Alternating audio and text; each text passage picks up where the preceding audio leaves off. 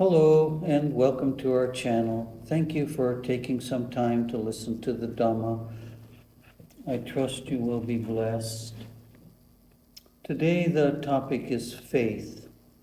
I'm going to start with a quotation from a golfer who's being successful right now. His name is John Rahm. I read an article about him recently, and here is one of the quotations from that article. Quote, I truly believe that I can accomplish certain things. If I had to pick my superpower, it would be that confidence. Confidence is often used now as a substitute for faith. Faith in the Western culture has gotten a bad reputation in some ways from people who have strong religious convictions and faith, but who do not behave well, or who support people who do not behave well. So in Buddhism, it's an important word, but it's one that is seldom talked about. So I hope today I can shed a little light on the importance of it, how essential it is, in fact, to our practice. Sometimes it's helpful to define something by what it isn't. Often Buddha used that technique. The thing that faith is not is it is not doubt. And doubt is one of our 5 great enemies. We have these 5 enemies that plague us day to day, all day, every day. That's things that we crave and the things that we hate. The being mental and emotionally lazy, and having doubt, having anxiety, having fear. And the doubts usually take the form of doubting that there was such a thing as a Buddha, or there is such a thing, or that this particular man, Siddhartha Gautama, was a Buddha, doubting that his teachings are actually true, or that there may have been true historically, but times have changed, they're not relevant today.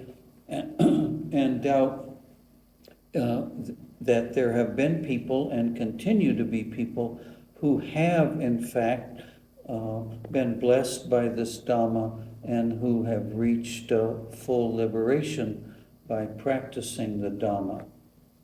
There's a saying that we are not yet pure because we still doubt, we still waver in our practice.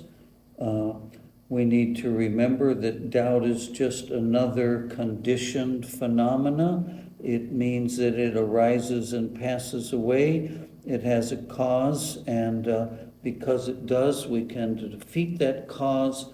That it's just in fact a thought. However much power it has is the power that we give it. So faith is the antidote to doubt. It's the cure, if we practice it, it's the cure to our anxiety and our fear. I notice in the news more and more people who are suffering from great anxieties. Everyday, ordinary people, children, etc., seem to be convulsed in our culture, Western culture, with anxiety. So faith is expressed as a strong determination. When the golfer John Rahm, another quote of his is, I go to work with the full faith that I'm going to accomplish certain things. So faith is expressed as strong determination. That's the number 8 in the 10 paramis, 10 characteristics of a holy or a perfected so-called personality. And it is demonstrated in our effort. So Mr. Ram doesn't say, I believe I can win tournaments. He says, I believe if I make effort, that I'll be successful as a result of my effort. So faith without effort has almost no power.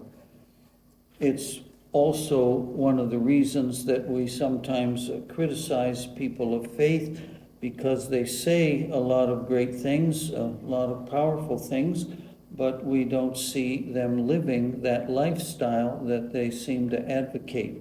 So for us to claim that we have faith, that we have confidence in the Buddhist teachings, requires that we make effort, a right effort, number 6 on the Eightfold Noble Path.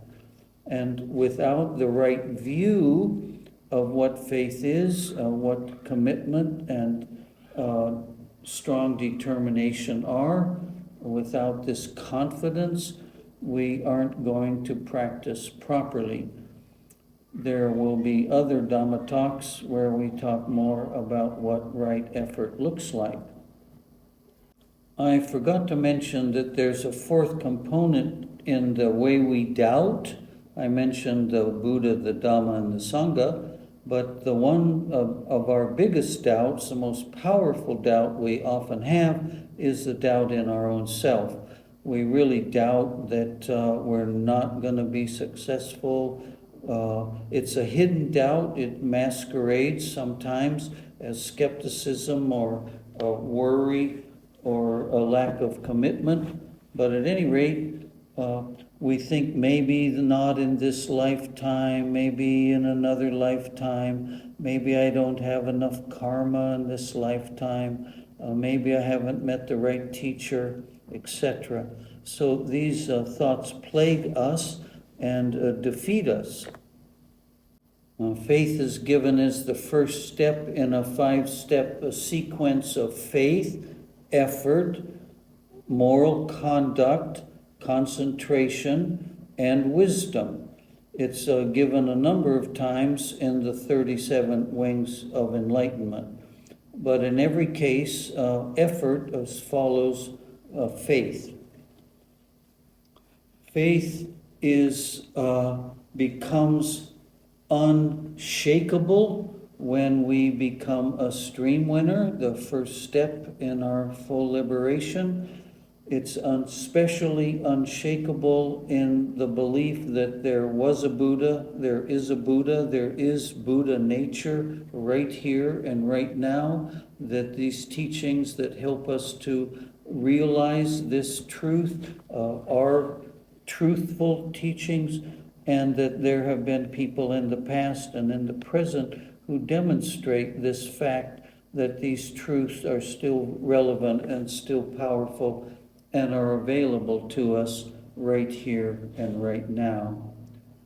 And faith is mentioned again as an essential ingredient in our success to reach anagami, the 3rd level of non-returner.